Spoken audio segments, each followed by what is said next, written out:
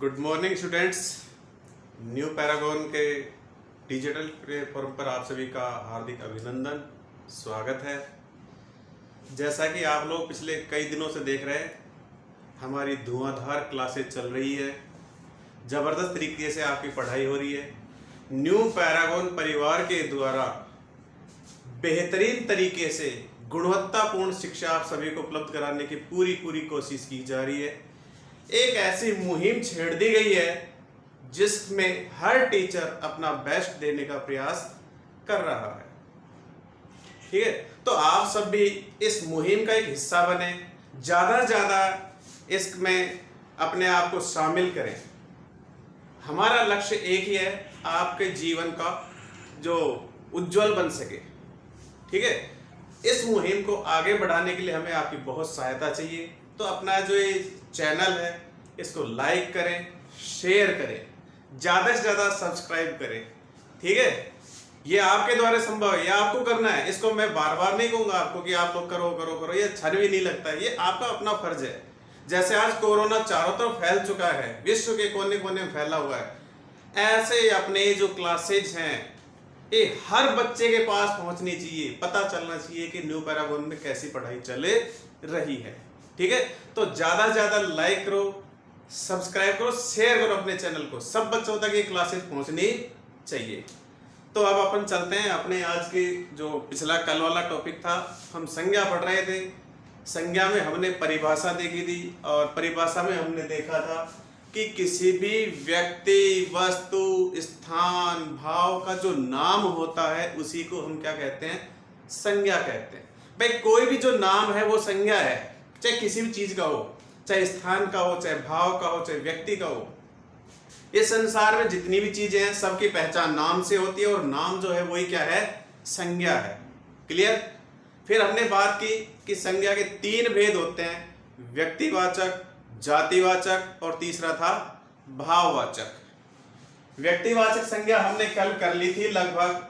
व्यक्तिवाचक संज्ञा में हमने कहा था किसी विशेष मतलब जो संसार में एक ही है, किसी विशेष व्यक्ति, वस्तु, स्थान का बोध कराने वाले शब्दों को हम क्या कहते हैं? व्यक्तिवाचक संज्ञा। मैं बार बार कह रहा हूं, विशेष का मतलब वो संसार में चीज एक है, दूसरी नहीं है। भाई इसकी पहचान ही होती है कि संसार में उस वस्तु के, व्यक्ति के एक होने का बोध कराती है। अगर एक से ज्यादा का बोध कराएगी तो फिर वो व्यक्तिवाचक संज्ञा नहीं रहेगी, फिर वो जातिवाचक संज्ञा बने जाती है। ठीक है, तो इस चीज को थोड़ा सा दिमाग में रखना। फिर इसमें हमने कई सारी बातें बताई थी, भाई किसी भी व्यक्ति का नाम, पुस्तकों का नाम, पत्र पत्रिकाओं के नाम, समाचार पत्रों के नाम, दिन व महीनों के नाम, और इसके अलावा ऐतिहासिक युद्ध हैं, ऐतिहासिक प्राणी हैं, व्यक्ति विशेष हैं, मेले हैं, संस्थाएं हैं, इन सब के नाम भी किस में आएंगे? व्यक्तिवाचक संज्ञा के अंतर्गत ही आते हैं। फिर हमने बात की थी कि कई बार जातिवाचक संज्ञा भी व्यक्तिवाचक संज्ञा के रूप में प्रयुक्त हो जाती है। तो देखिए, जब जातिवाचक संज्ञा बहुत सारे लोगों का बोध न कराकर जब किसी एक व्यक्ति विशेष का बोध कराती है तो वह जातिवाचक संज्ञा नहीं रहती, बल्कि क्या बन जाती है? वह व्यक्तिवाचक संज्ञा बने जाती है। जैसे हमने कहा कि बापू ने संसार को अहिंसा का मार्ग दिया है, तो बापू एक जाति है। ठीक है, लेकिन यहां पर बापू से तात्पर्य जाति को संबोधित नहीं कर रहा है। यहां पर बापू किसको संबोधित कर रहे हैं? व्यक्ति विशेष। कौन व्यक्ति विशेष? महात्मा गांधी को। पटेल भारत के प्रथम गृह मंत्री थे, तो पटेल यहां पर जाति को प्रकट नहीं कर रहा है, व्यक्ति विशेष को प्रकट कर रहा है। पटेल मीन्स कौन? सरदार वल्लभ भाई पटेल। ऐसे हम कहें पंडित जी आधुनिक भारत के निर्माता थे, तो पंडित जी ये जाति को नहीं बता रहे, पंडित जी मतलब जवाहरलाल नेहरू। तो ये सारी बातें हम देखते हैं। ठीक है, गोस्वामी जी ने रामचरितमानस की रचना की, तो गोस्वामी जाति से तात्पर्य नहीं है, गोस्वामी से यहाँ पर तात्पर्य है तुलसीदास। पंत जी छायावाद के कवि हैं, तो पंत यहाँ जाति नहीं बल्कि सुमित्रा नंदन पंत। मैथिली शरण गुप्त ने साकेत की रचना की है, गुप्त जी ने साकेत की रचना की, तो गुप्त यहाँ पर वो नहीं है बल्कि क्या है? मैथिली शरण गुप्त। तो जब किसी कोई जाति जो है, क्या जब कोई शब्द जाति विशेष के लिए ना प्रयुक्त होकर किसी एक व्यक्ति विशेष के लिए प्रयुक्त होता है तो वहां पर वो व्यक्तिवाचक संज्ञा बन जाता है। ठीक है, ये हमने कल देख लिया था। इसके अलावा आज हम आगे चलते हैं। कई बार क्या होता है कि भाववाचक संज्ञा भी व्यक्तिवाचक संज्ञा बने जाती है। भाववाचक संज्ञा का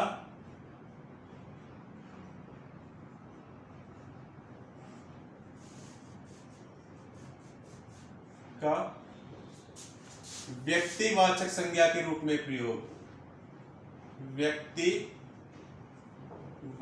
संज्ञा के रूप में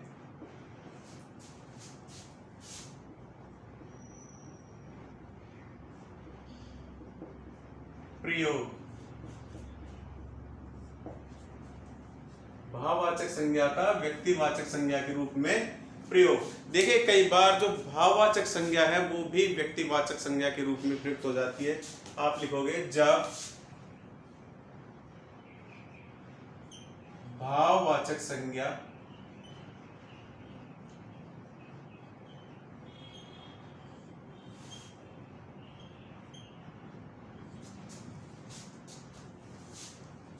किसी व्यक्ति विशेष का बोध कराती है,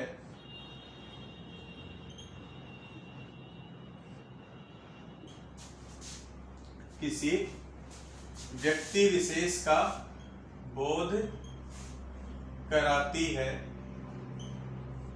तो वह व्यक्तिवाचक संज्ञा बन जाती है।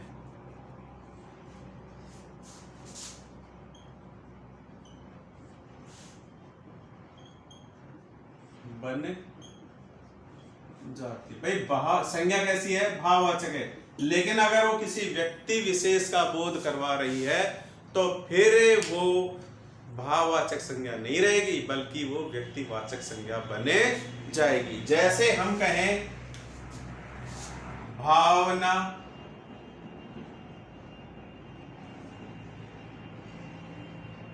शोध की छात्रा है, शोध मतलब पीएचडी करने वाली है। अब ये भावना वैसे तो अगर बात करें तो भाववाचक संज्ञा है, लेकिन क्योंकि यहाँ पर व्यक्ति विशेष के लिए प्रयुक्त हो रही है तो ये भाववाचक संज्ञा नहीं रहकर ये क्या बन गई है, अब यहाँ पर ये बन गई है व्यक्तिवाचक संज्ञा। अभिलाषा ने कविता सुनाई, कविता सुनाई। तो अभिलाषा भी क्या है, यहाँ पर भाववाचक नहीं रही, अब ये क्या बन गई है, व्यक्तिवाचक संज्ञा। ऐसे ही गरीबी भूख के आगे हार गई, हार गई। गरीबी भाव है, ठीक है, लेकिन यहां पर भाववाचक संज्ञा नहीं बल्कि क्या बन गई, व्यक्तिवाचक संज्ञा। एक हंसी ने महाभारत का युद्ध करवा दिया। हंसना से बना है हंसी का भाव, लेकिन यहां पर हंसी व्यक्ति विशेष के लिए बोध रही है ना, तो ये व्यक्तिवाचक संज्ञा के रूप में काम आ रही है। और देखो अभिमान घमंड मनुष्य को मार देता है। तो घमंड यहां पर क्या हो गया, भाव में होकर क्या बन गया, व्यक्तिवाचक संज्ञा। तो यहाँ पर हम सब देख रहे हैं कि यहाँ पर ये जो भाववाचक संज्ञाएं हैं व्यक्तिवाचक संज्ञा के रूप में प्रयुक्त होने के कारण ये क्या बन गया, व्यक्तिवाचक संज्ञा बने गई। ठीक है, इसके अलावा कई बार विशेषण शब्द भी क्या बन जाते हैं, व्यक्तिवाचक संज्ञा बन जाते हैं। जब विशेषण शब्द विशेषण के रूप में प्रयुक्त न होकर व्यक्ति विशेष को प्रकट करने वाले बनकर प्रयुक्त होते हैं तो वो क्या बन जाते हैं, व्यक्तिवाचक संज्ञा बने जाते हैं। जैसे हम इसके उदाहरण देखेंगे, इसका एक स्क्रीनशॉट ले लीजिए।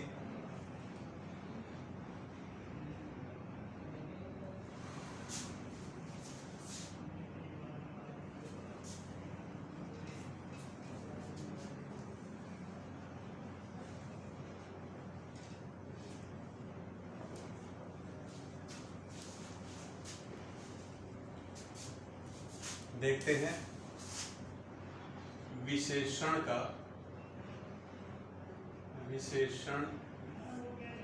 शब्द का व्यक्तिवाचक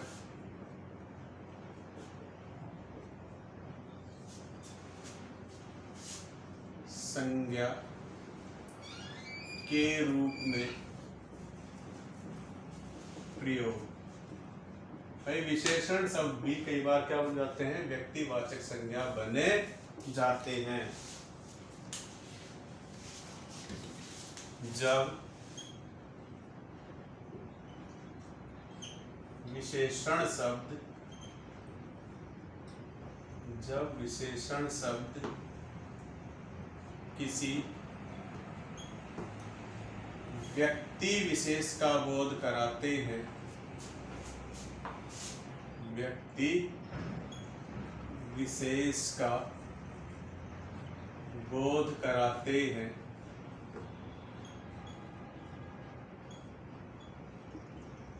तो वे व्यक्तिवाचक संज्ञा बन जाते हैं।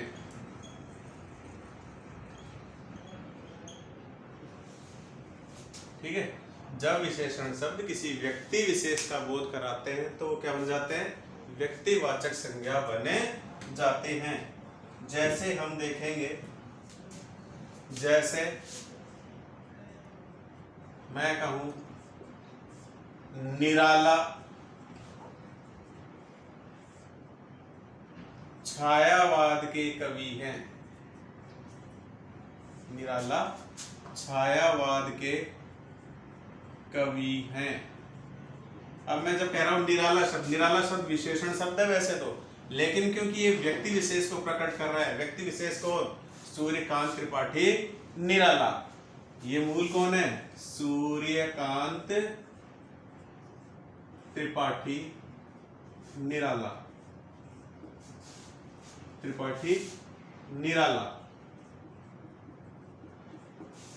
सूर्यकांत त्रिपाठी निराला। ठीक है, तो यहां पर निराला जो शब्द है यह विशेषण न रहकर अब क्या बन गया है, व्यक्तिवाचक संज्ञा बने गया है। ऐसे हम कहें दिनकर ने कुरुक्षेत्र की रचना की है। अब दिनकर विशेषण शब्द है, लेकिन अब ये विशेषण शब्द है लेकिन यहां पर दिनकर व्यक्ति विशेष के लिए प्रयुक्त हो रहा है, इसका क्या बन गया है, व्यक्तिवाचक संज्ञा।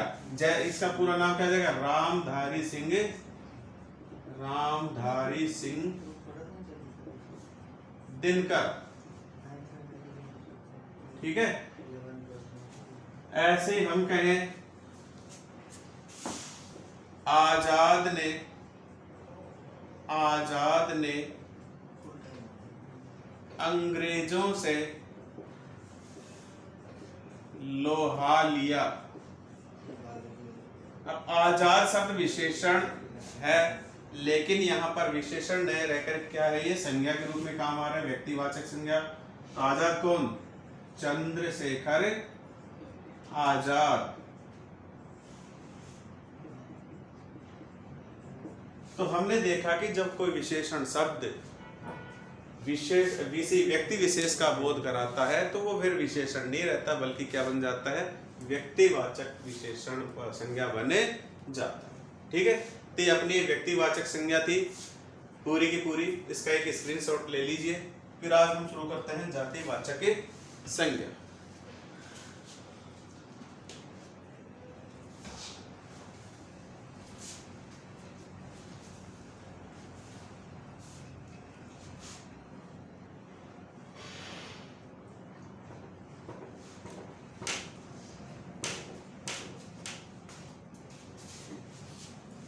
अब हम आएंगे किस पे, जातिवाचक संज्ञा।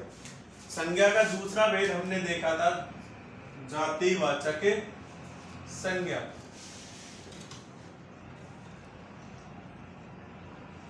इसकी परिभाषा क्या होगी,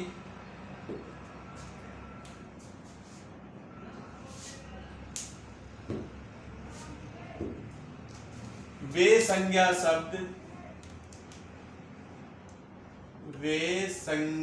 शब्द जो किसी जाति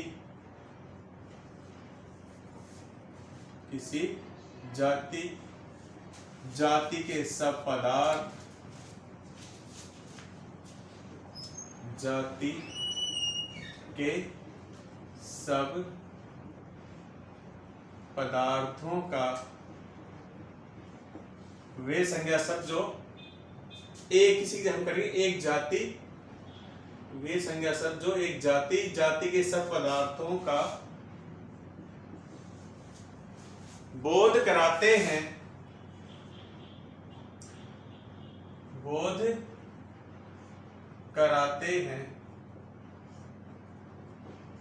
उन्हें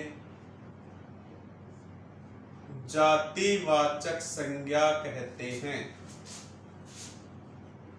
उन्हें क्या कहेंगे, जातिवाचक संज्ञा कहते हैं। भाई वे संज्ञा शब्द जो एक जाति के सब पदार्थों का बोध कराते हैं, एक जाति का भी जाति में आने वाले सब पदार्थों का जो बोध कराएं, उन्हें हम क्या कहेंगे, जातिवाचक संज्ञा। भाई ये जातिवाचक संज्ञा यह एक वचन व बहुवचन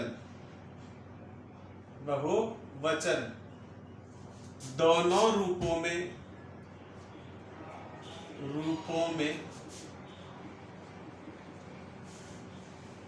आ सकते हैं।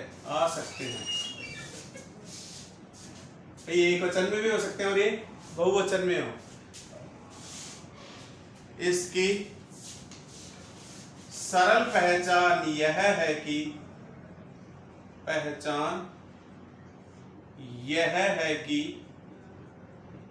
ये एक से अधिक का बोध कराते हैं, एक से अधिक का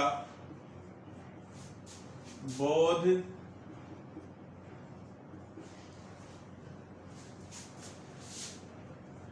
कराते हैं। ठीक है भाई, ये एक वचन के रूप में भी आ सकते हैं, बहुवचन के रूप में भी आ सकते हैं। सरल पहचान करें तो इनमें हमेशा एक से अधिक का बोध होगा। ठीक है, अन्य पहचान की बात करें, इसमें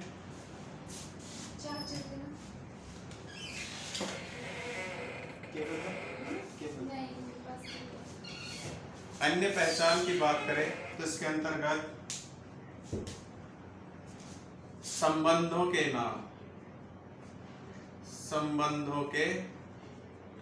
कोई भी संबंध अगर है, संबंधों के जो भी नाम है वो सब के सब किस में आएंगे, जातिवाचक संज्ञा में। जैसे माता पिता, भाई बहन,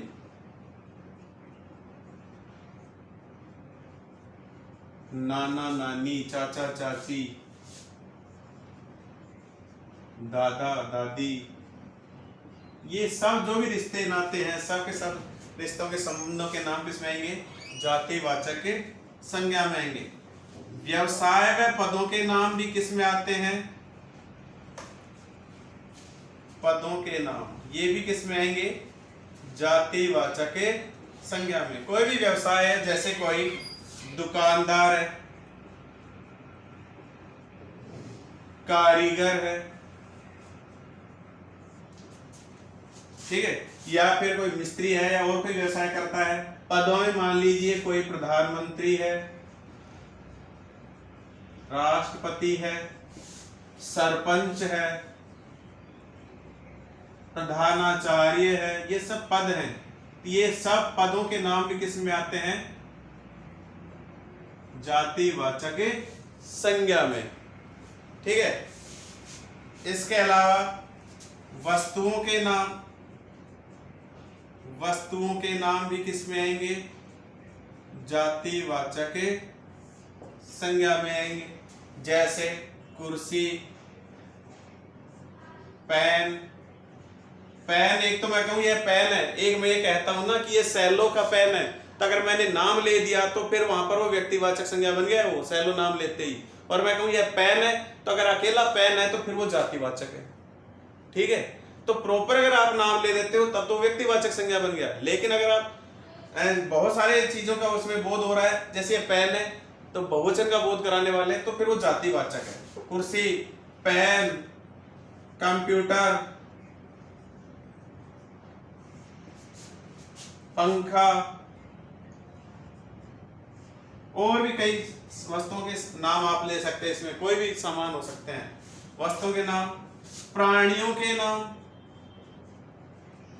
प्राणियों के नाम में भाई जीव जंतुओं के नाम, जैसे गाय, भैंस, बकरी, कबूतर और चिड़िया। ऐसे मैं कहूं लड़का, जाति को बताने के लिए सब, लड़की, पुरुष, स्त्री, जीवाणु, वायरस, ये सब के सब किस में आएंगे? जातिवाचक संज्ञा में। इसके अलावा अगर हम बात करें स्थानों के नाम, चलिए यहां तक के स्क्रीनशॉट ले लीजिए, फिर इसको साफ करते हैं।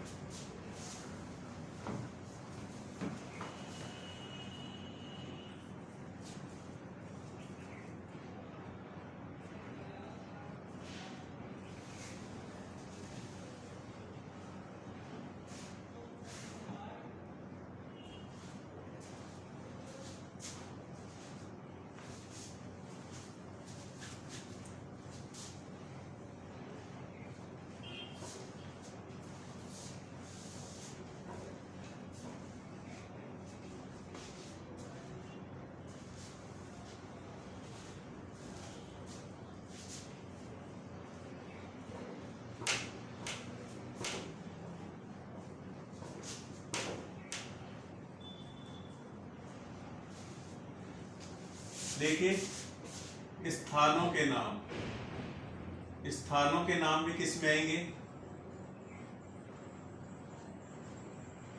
ये भी आएंगे किसमें? जातिवाचक संज्ञा में। जैसे मैं कहूं आंगन, परकोटा, आंगन, परकोटा, मैदान, मैदान, घाटी, उपवन, द्वीप, महाद्वीप, ये सब नाम किस में आते हैं? महासागर। अगर मैंने महासागर, महाद्वीप का नाम ले दिया तब तो फिर वो जाते हो जाएगी। महासागर,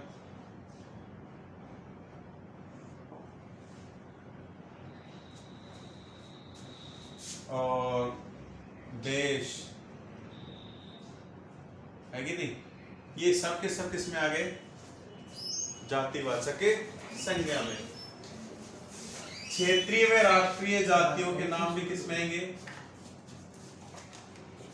राष्ट्रीय जातियों के नाम।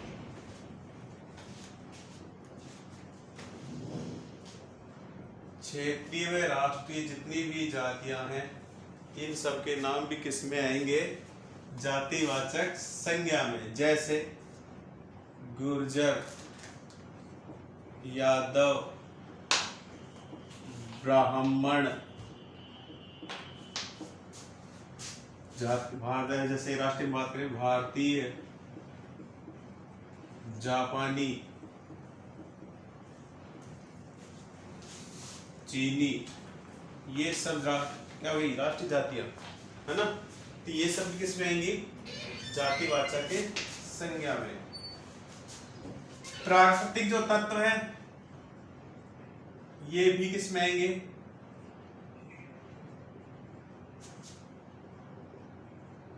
नाम भी किस में आएंगे, जातिवाचक संज्ञा में। जैसे भूकंप, बाढ़, सूखा, भूकंप, बाढ़, सूखा। इसके अलावा बात करें नदियां, नहरें, ये सब भी किस में आते हैं, जातिवाचक संज्ञा में। तो ये सारी की सारी चीजें आती है जातिवाचक संज्ञा में। हमने देखा कि सबसे पहले किसका आया था इसमें, संबंधों के नाम।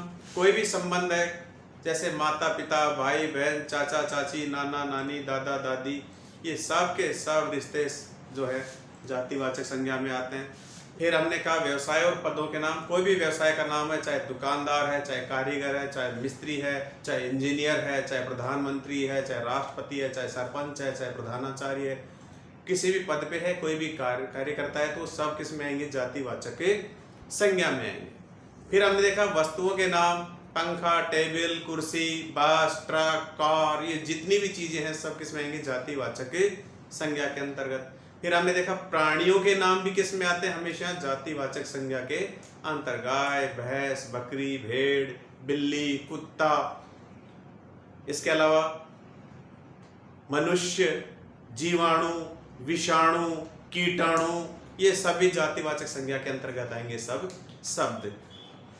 स्त्री, पुरुष, लड़का, लड़की, ये सब के सब जातिवाचक संज्ञा के ही भेद हैं। ठीक है।